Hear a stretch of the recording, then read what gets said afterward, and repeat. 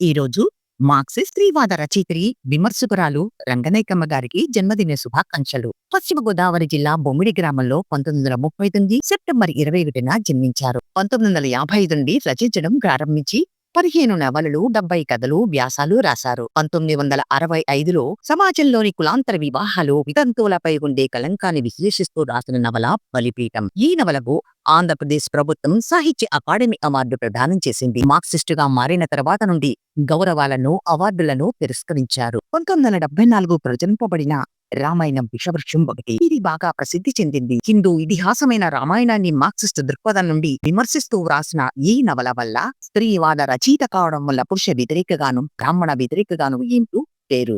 ప్రజల ప్రయోజనాలతో చూస్తే ఏ మత గ్రంథమైన విషవృక్షమే అని వ్యాఖ్యానించారు మంత్రి విద్యాసాగర్. ఆధునిక తెలుగు సాహిత్యంలో తీవ్ర సంచలనం కలిగించిన తులసి దళాన్ని విమర్శిస్తూ తులసి దళం కాదు గంజాయుధము అనే వ్యాస సంకలనం చేశారు. Freedom road, uncle Toms cabin అనే ఇంగ్లీష్ నవలలను తెలుగులోకి అనువదించారు.